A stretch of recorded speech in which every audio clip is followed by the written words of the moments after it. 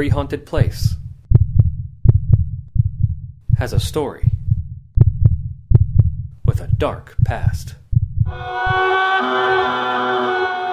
This is Ghost Encounters Podcast.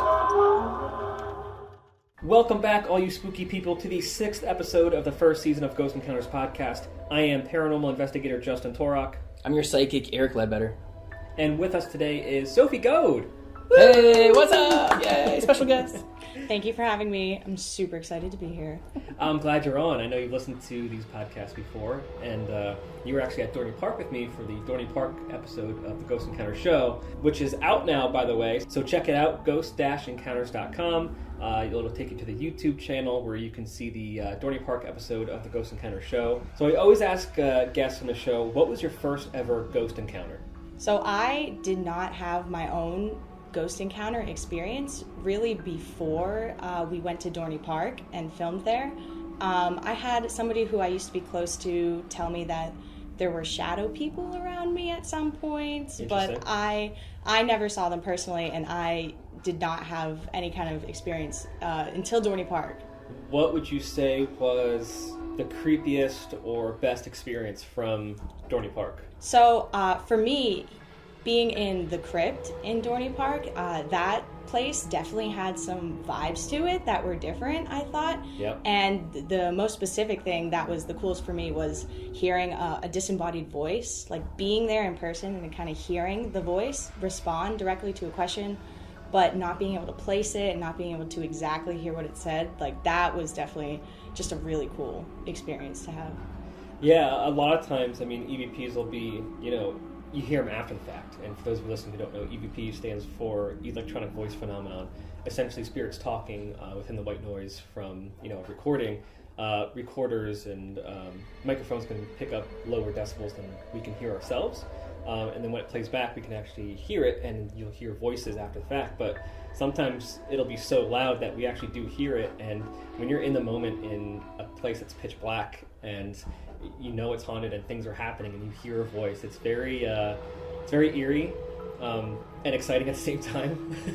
But it's definitely an experience that it's hard to explain how you feel when it happens unless you've actually experienced it. Yeah, I had such a fun time. Investigating Dorney Park, I had such a fun time. Walking around the park at night was just cool in general, and it was hard. It was interesting because there was still stuff going on, like we heard ducks and stuff. It's different, like covering so much ground and having all these different things that kind of could interfere, like all of this electronic equipment that's going off, and is that sound supposed to happen? Is that sound like normal? Is it abnormal? But it was still cool, and we were still definitely able to kind of sort through everything and pick out the stuff that was abnormal and different. Yeah, it's interesting because that stuff will happen, and it's cool when you're at a place that definitely is haunted because you can tell the difference between, oh, that was this, but this other thing was definitely unexplained. We had that going on the entire time at Dorney Park. It was also interesting because I've done investigations outside, I've done investigations inside, but Dorney Park had a variety of both. We were both inside and outside. We were inside some buildings and we were outside some areas of the park. So it was very interesting to kind of have that both happen in one investigation. And there was a lot of ground to cover. Yeah, and I think maybe, it's a little different because we were trying to cover so many places. I think we could have spent a long time, a whole investigation just in the crypt, Yeah, the barn too. I mean, because stuff was going on, and we just had so much ground to cover. I mean, we were there until 4:30 in the morning. Yeah. If we would have stayed any longer, the sun would have started to come up. But Dorney Park has so much history. I mean, the park itself is celebrating its 138th season as a park, but the land goes back way further than that. There were houses on the property, hotels. I mean, generations of people have died and passed through, on this property, and who knows what was there before that? It could have been, Native American land. Who knows? So a lot of history has happened with that land and with the park. So it's a very cool investigation. I was very excited that they reached out to me to have Ghost Encounters feature it. It was very cool. Tana did a great job on the investigation. She was a natural. Yeah, she definitely fell right into step and was right along with it. Yeah, that was really cool. But we caught a lot of great evidence, both visually and audibly. It's a great episode. go check it out, ghost-encounters.com. Again, it's on the YouTube channel. Hit the like, hit the subscribe, share it with everybody. It was a really cool episode. So for this episode, I wanted to talk about something that I'm very passionate about. And since we are in the spooky season, I thought it would be a perfect chance to do it. But I wanted to talk about the Salem witch trials. And Sophie, I wanted to bring you on this episode not just to talk a little bit about Dorney Park, but because you actually told me you are related to someone from the Salem witch trials. Yes, so a little background. I was actually born in Lowell, Massachusetts. We only lived there till I was 3, and we relocated down here to Pennsylvania. But my whole family still lives up in Massachusetts, especially on my dad's side. And it's actually my aunt who did some like Ancestry.com research. She traced our lineage back and found out that we are distantly related to Sarah Goad. I don't have the specifics of it, exactly who's related to who and in what way, but I do know that I have some shared lineage with Sarah Goad. That's cool, because Sarah Goad, she was one of the first accused during the Salem witch trials. Well, and one of the most popular stories, right? I mean, didn't Sarah Goad have one of the most popular? If you think about the Salem witch trials, her name comes up often, right? Yeah, there's a couple names that do come up quite often. I'll get into those, the list of names, but yeah, I mean, you always hear about her name, and people know Sarah Goad from Salem witch trials. So, and it's your last name was Goad, and her last name was Good, so I can kind of see how there would be some kind of translation problem, or like a lot of times when when people travel from over the centuries, names change. There's always a letter dropped or a letter added. Those sort of things. There's a name for that. I forget what it is. A lot of times things weren't written down, so if you just say your name and someone's not listening, it could sound like something else, and that happens all the time, too. It's funny, because that happens with my last name all the time. There's literally a one-letter difference between Good and Goad, and it's the A, and I have been called Good so many times. It's so weird. It's such a simple last name, but people will butcher it all the time. So, yeah, I get called Good sometimes. I have, in high school and stuff. So that's weird. Funny. Yeah. You're related to Sarah Goad. Where you lived, how far is that from Salem for people that don't know Massachusetts at all? So I lived in Lowell, which is north of Boston, right along the line of New Hampshire. I still have a lot of family kind of in that area. If you were familiar with Boston, Boston is kind of on the eastern side of Massachusetts, and Salem is just north of it. Yeah. Got it. So let's dive into this a little bit.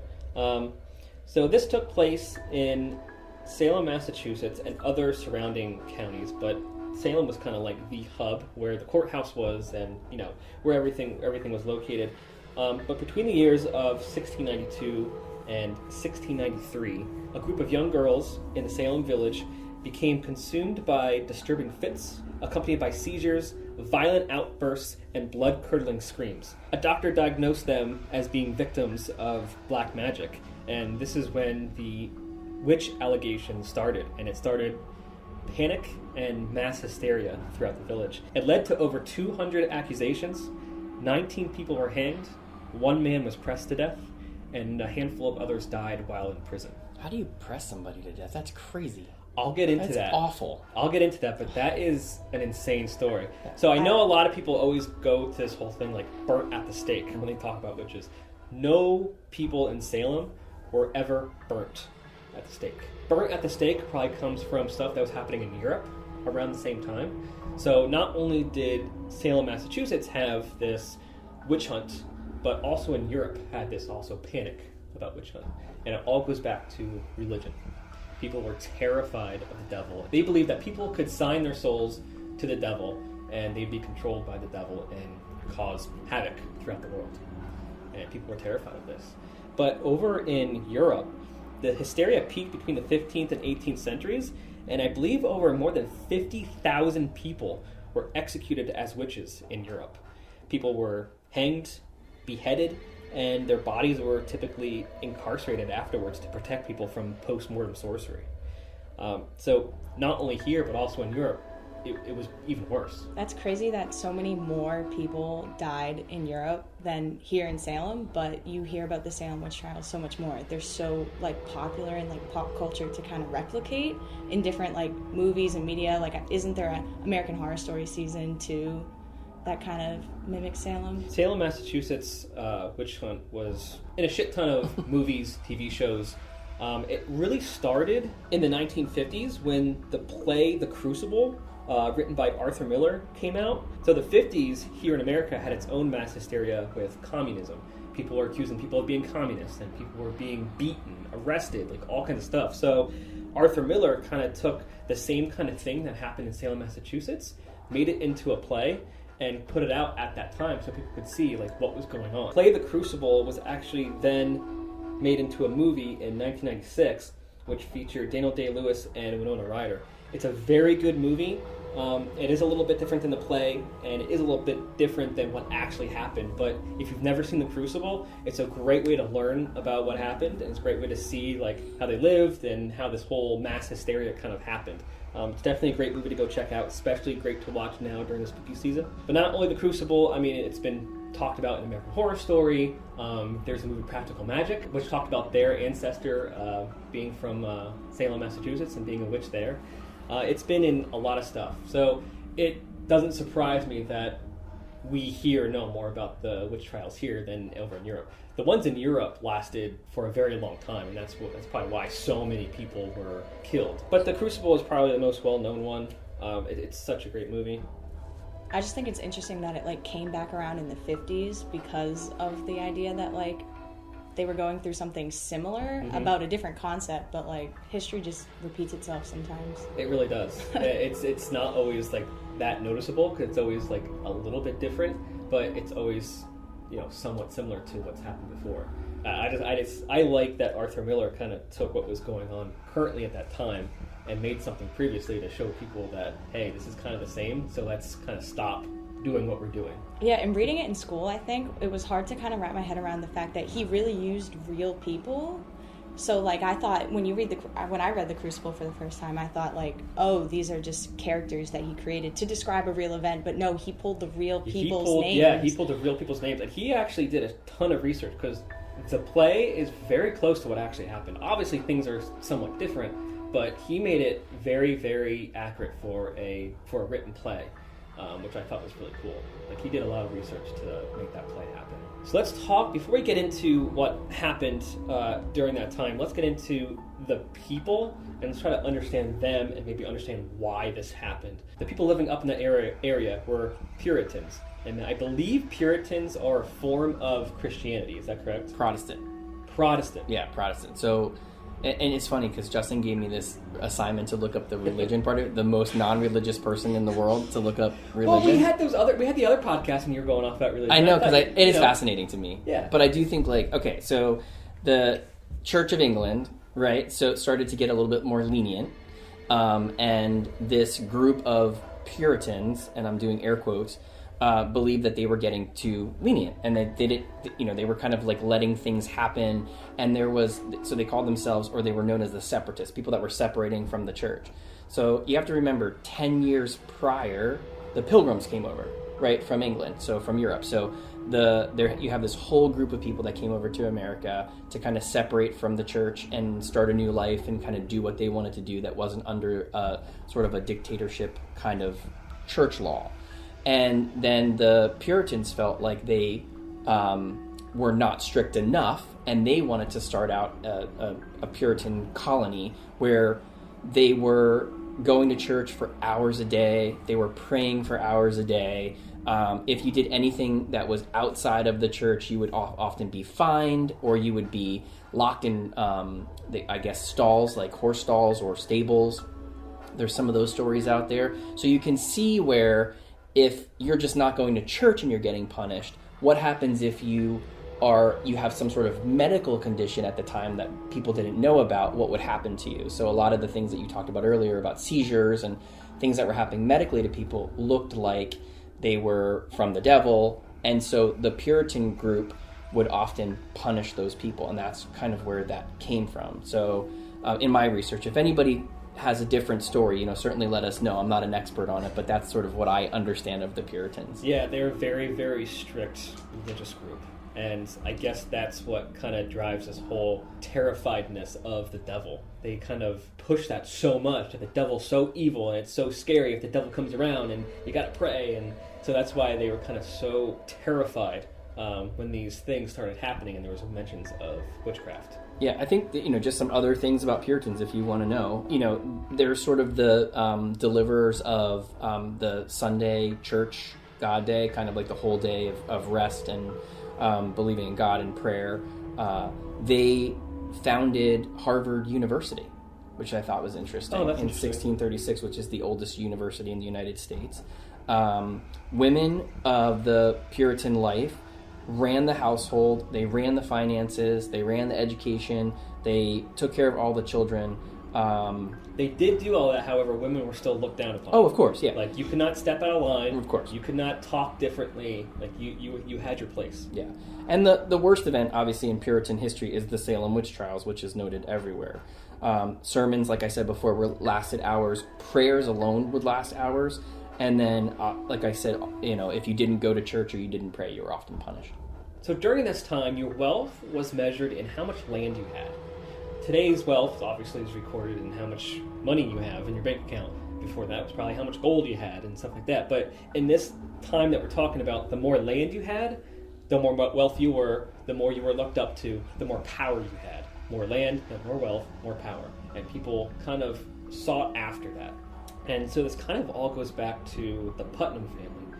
The Putnam family has a huge, huge play in who was accused and who died and why. So a lot of people might think there were actually witches. A lot of people might think this was just some girls playing around that went out of hand. But to me, I saw it as when I was... I've been studying the Salem witch trials for a long time. The Putnam family wanted to get rid of people. And that's kind of how I saw it. Anyone who was different, anyone who didn't follow their views to a T, and anyone who was poor, they wanted to get rid of them. Because they wanted more power, more land, and they wanted more control of who they lived next to. It almost sounds cultish to me. It almost sounds like if you don't follow the ringleader's ideas of what, the religion or the cult or whatever, then you're punished, killed, whatever. Once you have this outlet of accusing people of witchcraft and you have this hysteria around it, it becomes so easy just to point your finger and everyone will just believe you because there were so minimal ways to actually prove it, and their ways of proving it were so archaic and bizarre that you could really just accuse anyone you wanted to. Yeah, basically, if someone accused you and you said no, they would just think you were lying, and they would just keep asking you until you confessed, or threaten your family, or whip you until you actually confessed. And going back to Europe, there was actually stories of if people didn't confess to the witchcraft, they would tie their legs, tie their hands, throw them in a body of water. If they came out, they're a witch. If they drowned, well, they weren't a witch. But they're dead now. Yeah. Yeah. So their ways of proving it were just almost torturous and just evil. So the three girls that kind of started this were Anne Putnam, age 12, Abigail Williams, age 11, and Elizabeth Parris. They also say the name Brittany Parris. They also call her Betty. I'm not exactly sure what her real name was, but the name that comes up most is Elizabeth Parris. So Samuel Parris is the father. He is also the uncle of Abigail Williams. So Abigail Williams was living with her aunt and uncle. There's no mentioning of what happened to her parents. I think in the Crucible it says that her parents were killed by Native Americans, but I can't find any definitive answer on what happened to her parents and why she was living with her aunt and uncle. Samuel Parris was the Puritan minister at the time, and they had a slave whose name was Tituba. And it's believed that Tituba came from Barbados. In Barbados, there was use of voodoo. It's not said whether Tituba practiced voodoo around the Puritans. I can't imagine she would. But there is stories that Tituba would tell the girls about stories of witchcraft and voodoo back in Barbados. And so that's kind of where I think this whole thing started to drive from. These girls were... You wouldn't tell a really young kid about that stuff, but when you start getting to 11, 12 years old, maybe you start telling stories, and that's where I kind of think this derived from. There is rumors that Tituba showed them some things, but I think if I was in that time around those kinds of people, I don't think I even would have tempted to show anyone or tell anyone about anything. Right, exactly. I'd be too, you know what I mean? Because you know what these people are like. But so it's not exactly clear how this whole thing initially started. But at one point in time in 1692, these 3 girls started having these fits and quote-unquote seizures and just outrages and screams. Like they were going crazy as if they were possessed. And that's when the doctor that came in diagnosed them as being victims of black magic. Wow. And the girls blamed Tituba. They blamed her. And then everyone went to Tituba and wanted her to confess and ask her what happened, because that's where the girls said this started. And then Tituba finally confessed that, oh, it wasn't me, I was bewitched by someone else, because Tituba didn't want to die. So that's how this whole name thing started. So then the Puritans got completely scared and said, oh my God, there's witches amongst us. What are we going to do? And that's when the whole name blaming started. So wait, what happened to Tituba? Do we know? She lived. Okay. She lived. All right. She was not amongst the people who died. She claimed to have been bewitched by someone else as to what happened. Not that she herself signed her soul to the devil. So somebody put a spell on her, or somebody Correct. said this Tituba is going to be Correct. a witch, and then so she blamed Yeah, she somebody said else. there are witches amongst us, a witch bewitched me. Wow. You know, and that's kind of how this whole name blaming started. You have to wonder about the 3 girls, because they were pretty young. They were Like, very young. What was even going on? Like, if there was some sort of medical condition that was happening, or if they just decided to do this amongst themselves just for fun, I guess, to blame Tituba, you know, or even why, if it was a medical condition, why they would blame her in the first place, you know, like. Yeah, so I mean, I honestly think that perhaps Tituba probably told them about voodoo and witchcraft. I don't know if she actually did stuff in front of them. Mm-hmm. Maybe it scared them. And they must. Maybe they started having nightmares, and that's kind of how this whole thing started. And who knows? They might have There's no definitive answer as to why. They probably actually like bought into it and believed it was whatever was happening with them was a cause of witchcraft or something like that. And you have to think about a child during that time. A child during that time, especially young girls, you helped your mom take care of the house. You didn't go and have fun and play like the boys did. You know, maybe they were bored. Maybe they wanted to do something else. Starting the Salem witch trials because you're bored. I don't think they intended on that. But so let's get into the people that were accused. So we have Bridget Bishop, age 50. Bridget Bishop was a widow who lived in the town of Salem, and she had a bad reputation around town because she actually was accused of witchcraft many years ago, had some run-ins with the law. She was not the first person accused of the Salem witch trials, but she was the first person tried because they believed her case would go over easily since she was accused a long time ago. She was brought to trial on June 2nd, found guilty, and became the first person executed, and she was hanged June 10th, 1692. Now we have Sarah Goad, who you're related to. Yep, that's my girl. She was 39. Sarah Goad lived in Salem. She was the wife of William Goad, but she was poor. And she would often go door to door in Salem begging for handouts while her husband worked as a day laborer. And I'm sure people didn't like that. She was one of the first people accused. And that's probably why we see her name come up so much, because she was one of the first that was accused, along with Sarah Osborne and Tituba. And Sarah Goad was tried on June 29th and executed on July 19th, 1692. Then we have Elizabeth Howe, age 57. She was actually accused by the girls in Salem in May of 1692, and she was tried June 29th and executed July 19th.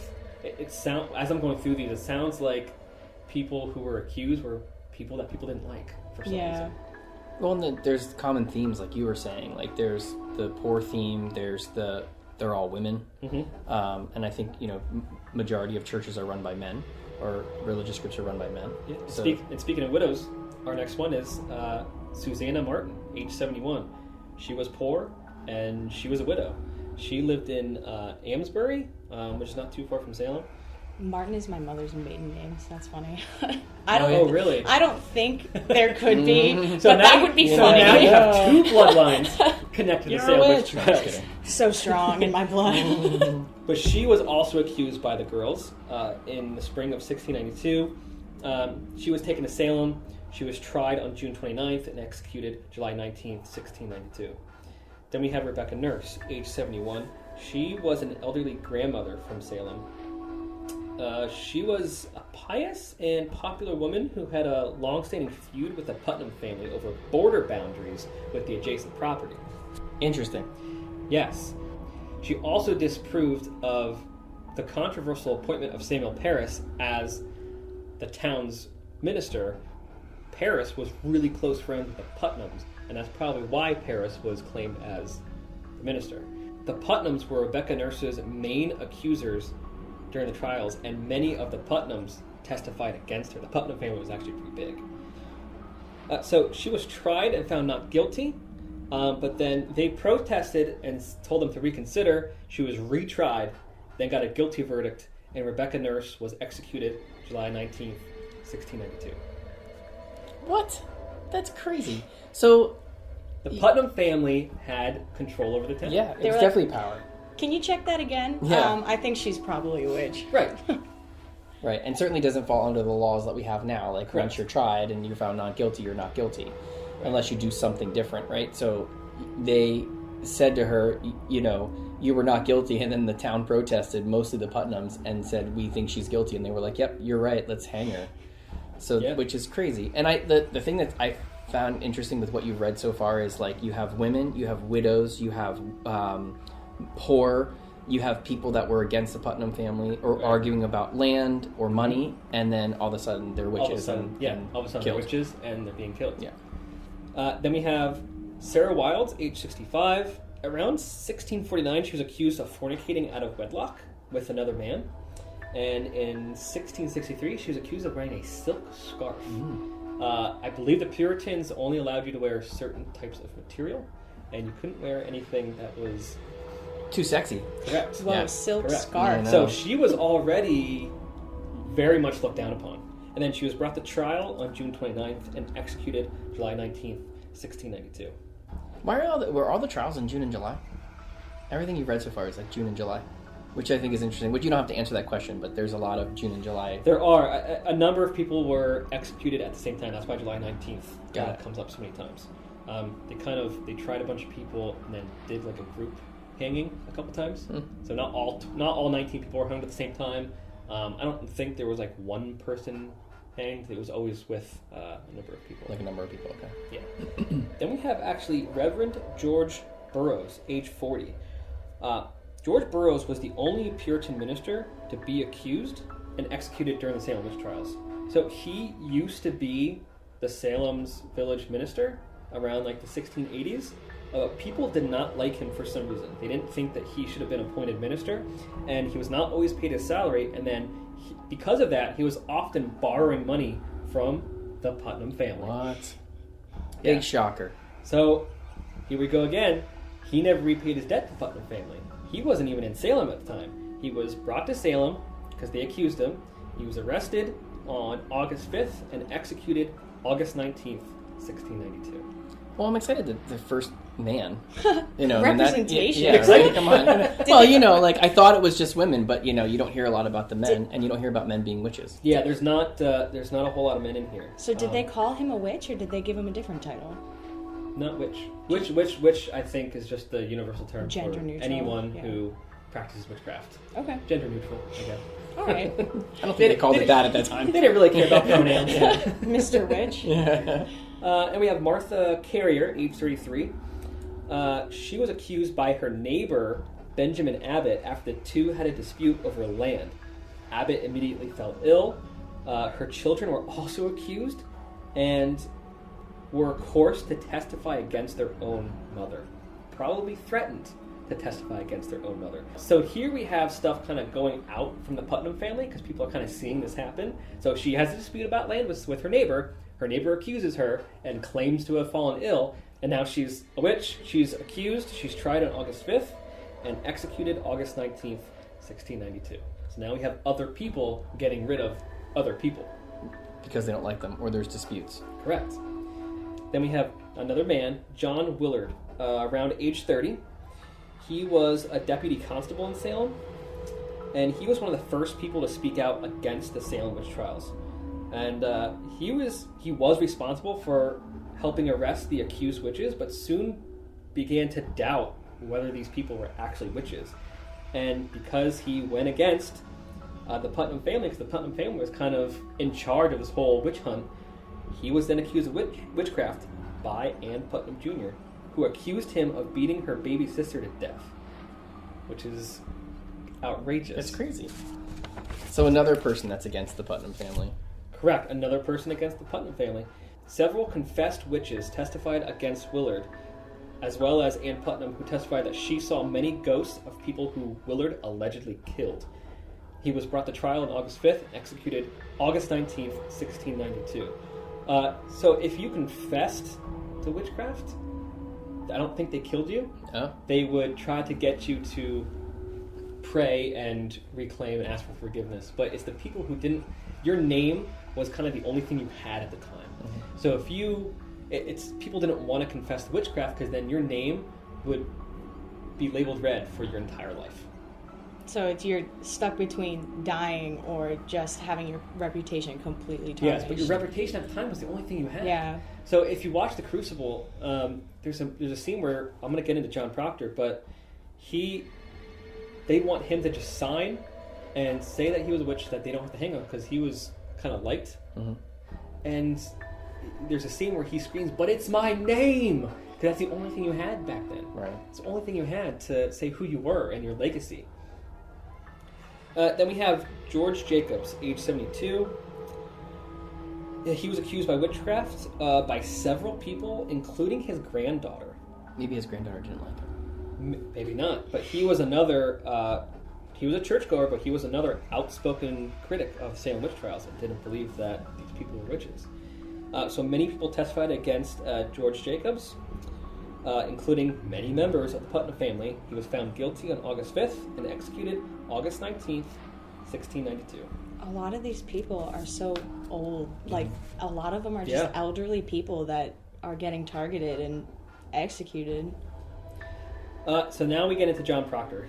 In the movie, he's a lot younger, but his actual age was 61. He was a pretty wealthy farmer who lived on the outskirts of the Salem village. But again, he was another outspoken critic of the Salem witch trials. And he actually often threatened to beat or whip the afflicted girls for their role in the witch trials because he knew that they were just making it up. Mm. You know, he was kind of like looking back and saw the ridiculousness of all this. But first, his wife Elizabeth was arrested on charges of witchcraft in April of 1692. Then the afflicted girls turned on John Proctor during Elizabeth's examination, accused him as well. John Proctor's entire family was eventually arrested on charges of witchcraft. And he had kids, so the kids were arrested too. John Proctor knew Salem was in the midst of mass hysteria. He actually wrote letters to the Boston clergy asking them to intervene in the trials. The clergy responded, but it was too late to save John Proctor, who was brought to trial on August 5th and executed August 19th, 1692. So now we have Alice Parker. Her age is unknown. She was the wife of fisherman John Parker. They both lived in Salem. In May of 1692, the afflicted girls suddenly accused Alice Parker of witchcraft. During Parker's trial, one of the girls made several surprising accusations against her, claiming that Parker bewitched her mother to death, made her sister ill, and drowned several men and boys at sea. Alice Parker was brought to trial on September 9th and executed September 22nd, 1692. Then we have Mary Parker. She was around age 40. It's not known why Parker was accused, but during her examination, she said there was another woman in the town of Andover named Mary Parker and suggested it was a case of mistaken identity. But anyway, she was brought to trial September 17th and executed September 22nd, 1692. That's a terrible one. Yeah. Like, it's somebody else, it wasn't me, and they're like, we don't care. Yeah, pretty much. She tried. She really did try. Then we have Anne Pewdater. She was in her 70s. And here we have another widow who lived in Salem. She worked as a nurse and midwife. She had a reputation of being sharp-tongued and often quarreled with locals. She was accused of witchcraft in May of 1692 by Sarah Churchill and the other afflicted girls. Some of her medical supplies, such as foot ointments and things like that, were confiscated as objects in court to prove that she dabbled in the occult. Even though they were just ointments and regular things a nurse would have. Yeah, she's a nurse. Yeah, exactly. During her trial, she accused everyone of lying and outspoke about the ridiculousness of these trials. Her trial was on September 9th, and she was executed September 22nd, 1692. Then we have Wilmot Red. Age is unknown.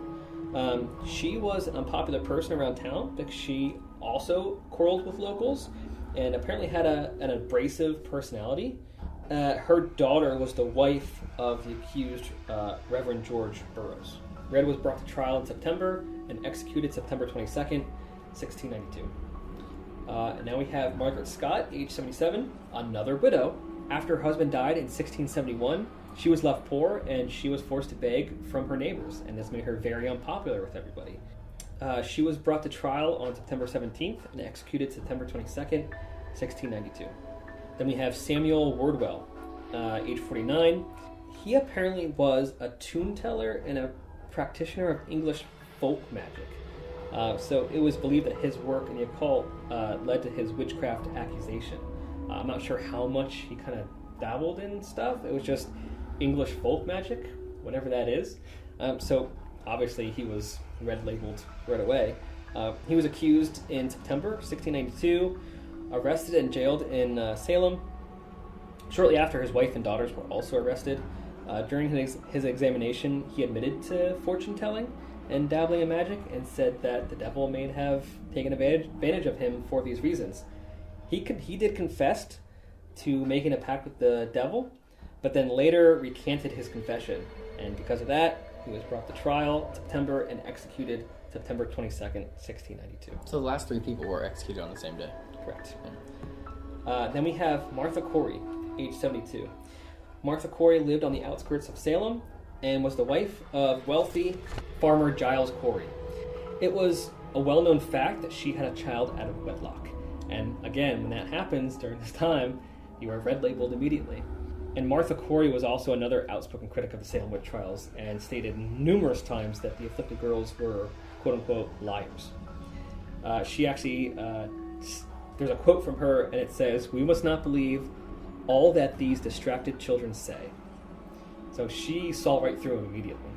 In March, Giles Corey, her husband, actually testified against his wife in court, stating that she may have bewitched his farm animals and himself. So I wonder if this was a very unhappy marriage. Yeah, so he just was looking for a way out. But then Giles Corey was actually accused of witchcraft and arrested in April himself. And he refused to provide any more information about his wife and himself.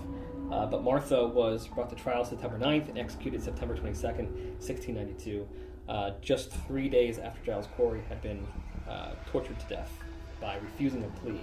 I'll get into Giles Corey in a little bit. But then we have Mary Easty, age 58. She was the sister of the accused Rebecca Nurse. In April 1692, Mary Easty was arrested, but then released in May. Then she was accused again a few days after her release. Then she was examined and indicted on 2 charges of witchcraft. She was brought to trial September 9th and executed September 22nd, 1692. So those are all the people that were hanged. So the one man that was pressed to death was Giles Corey, Martha Corey's husband. So we know a little bit about him, but basically, like I said before, he refused to enter any kind of plea.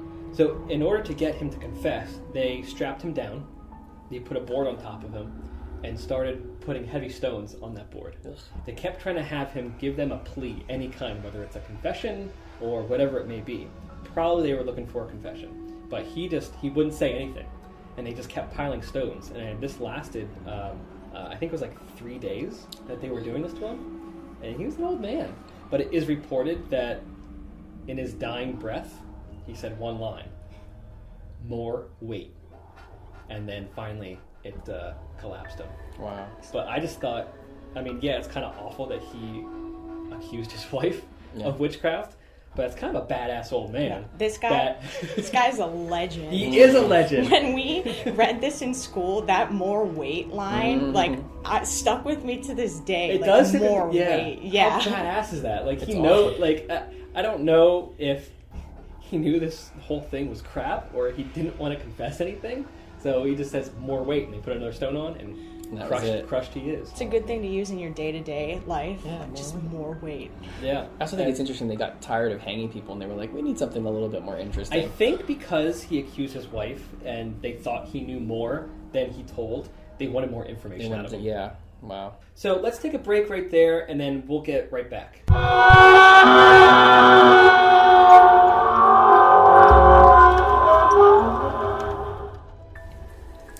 Ghost Encounters Podcast is sponsored by the Eric Ledbetter team with Iron Valley Real Estate. Contact the Eric Ledbetter team for all your real estate needs. Visit theericledbetterteam.com. Also sponsored by Phoenix Fire Media. Bring the heat to your competition with expert marketing, photography, and video production. Visit phoenixfiremedia.com. If you are enjoying the Ghost Encounters Podcast, hit subscribe. Follow us on Facebook and Instagram at Ghost Encounters PA. That's at Ghost Encounters PA. To watch the Ghost Encounter show, visit ghost-encounters.com.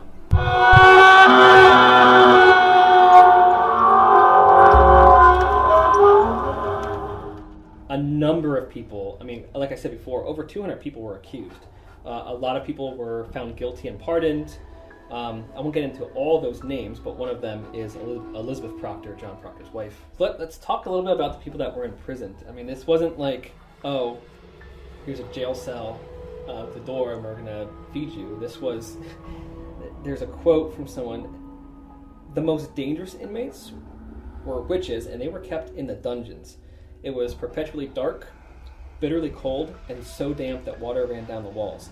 They reeked of unwashed human bodies and excrement. They enclosed as much agony as anywhere human beings could have lived. There were rats, all kinds of stuff. They didn't feed them, they didn't give them water. They were usually chained to the walls, so they couldn't move or do any kind of witchcraft. And that's the conditions these people were put in when they were imprisoned. And they were left there to die, or were they eventually released? Or a handful of people died in prison, yeah. But basically they were just awaiting to be tried, and that's it. Wow. A lot of people were also examined while they were imprisoned, and you were in prison with other people like chained to walls. Mm-hmm. So it was very humiliating because they would strip you down and look for quote-unquote marks of the devil. Mm-hmm. They would probe you and poke you and search you while you were naked in front of everybody in the dungeons. And we were reading a lot of the dates were like June and July or August and September, so that's at least like a month or a handful of weeks that at least they had to be in there between trial and like for a lot of them execution. Right, and there's probably longer from when they were like initially detained. Correct. But that's kind of the story of the Salem witch trials. There were no actual witches that we know of. It was just one, mass hysteria, two, people accusing other people to kind of get rid of them because they didn't like them or there were feuds. Putnam himself accused and testified against 43 people, and his daughter testified against 62. So of the 43 people that Putnam testified against, 12 were executed, 3 were found guilty but pardoned, 6 were found not guilty, 13 were never indicted, and 2 died in jail. The rest either evaded arrest or escaped from prison. But what happened was the Salem witch trials eventually came to an end in 1693, and Thomas Putnam died 6 years later in May of 1699. Only a few weeks later, his wife, Anne Putnam, died, leaving young Anne Putnam to raise her 9 siblings alone. So talk about a little bit of karma for you. Yeah. This young girl, so she would have been 18 and she was left to take care of all 9 of her siblings alone. Anne Putnam Jr. was the only afflicted girl to publicly apologize for her role in the Salem witch trials. Wow. And I think it took a couple hundred years for Salem itself to apologize for the events that took place. I've been to Salem a bunch of times. It's one of my favorite places on earth. If you go down Essex Street, which is a cobblestone street, that's a pedestrian street, and it's just lined with shops and restaurants and stuff. It's a really cool place to go to around Halloween. The whole town is dressed up and decorated. There's a bunch of stuff going on. I highly suggest you go there at some point in your life during October. It's so much fun. But if you want to see the place where the people lived, as you know, like areas were then like divided over time. So Salem during that time was probably a lot bigger than it is now because areas were divided, land was divided, and called different counties and this and that. So if you want to go to the place where like these people lived, you have to go to Danvers, Massachusetts. So at some point in time, they kind of cut off certain areas of Salem. But in the town of Salem, you can actually visit the courthouse where people are tried. You can see the old graveyard where people at the time were buried. But here's the weird thing. No one knows what happened to the bodies of the people who died who were accused of witches. It's said that after they were hanged or pressed to death or died in jail, they were just thrown into a shallow grave. Oh. There is stories that some people went and claimed the bodies and buried them on the property, but no one's ever found their bodies. Wow. Do they know the site where the executions took place? They have a general idea. So people always thought like Gallows Hill was where they would have executed them, but after more research, they found out that Proctor's Ledge was where they hanged the witches. So they think that there should have been some kind of shallow grave area near Proctor's Ledge because they wouldn't have transported bodies, because witches were not allowed a regular. That's where reports say that they hanged people, not Gallows Hill, but actually Proctor's Ledge. It's tough because around that time they didn't really document a whole lot, and a lot of stuff was lost over the years. I mean, we're going back to the 1600s. That's kind of the general area, but again, they don't know where the bodies are. I wonder if anyone's even really tried to look that hard for them. People have tried. I know there have been searches done. Yeah. People don't look for if there's bodies in the ground, this and that, but they haven't found them yet. So next time you go, you're bringing a shovel. That's a lot of digging. But it would make sense that some of the family members came to retrieve the bodies. It does make sense that they were put into shallow graves, and who knows, maybe just because they weren't put in coffins or anything. They were their bodies were left to rot in the ground. So bones could still be there, but most of everything else would just been decayed and gone. It's crazy. I was at Salem once, and it was maybe 2 weeks before Halloween, and we did the Witch Museum, and we went through the tour, and the ghost tour, and we did the graveyard, and it's an eerie place when you're there. I mean, it's awesome. It's an awesome place, but we did walk down Essex Street, and we did get to see a lot of the stuff that they had up for witches and Halloween. It's a neat place to go, and when you're there, you kind of feel like you could see it happening because the town is very historic and looks very old, and they did a great job keeping the history of that town. Yeah, which I love. And you can see, one thing I love to do is see the different houses and locations from Hocus Pocus. Hocus Pocus is one of my favorite movies of all time. Now, just so everyone knows, Hocus Pocus, they do talk about it. The movie does, quote unquote, take place in Salem, and the three witches, the three Sanderson witches, but they don't exist. They're completely made up. It has nothing to do, with what actually took place in the Latrell. Those names don't exist. But that is one of my favorite movies. It does have to do with Salem and witches. Yeah. Sophie, have you ever been to Salem? I've actually never been to Salem. Oh, you've been there. I know. You've been to Massachusetts how many times? You're related to one person, maybe two now. I know. I gotta go back to my roots. Right. Would I be a minor celebrity if I showed up and I'm I was related to Sarah Goad? You start getting flashbacks. So. I start getting powers. I know. That'd be cool. I come back with witchcraft abilities. It is definitely a cool place to check out. Even if you don't go during October, it is a little bit packed during October, but it's really cool because the whole town's decorated. Every single restaurant's decorated. Everyone, if you're not dressed up, downtown Salem, you're the oddball out. You're the witch. Yeah, you're the oddball out. Everyone's dressed up. There's all kinds of displays and music, and there's a whole bunch of stuff to do. I do have an uncle that lives in Salem right now. So you have a family member that lives in Salem. You're related to someone from the Salem witch trials, and you have not been to Salem? Yeah, I'm actually starting to think I should probably go this weekend. All right, so that's all the time we have for today. We'll talk to you next time. Stay spooky. Stay curious. And get out there and cast some spells.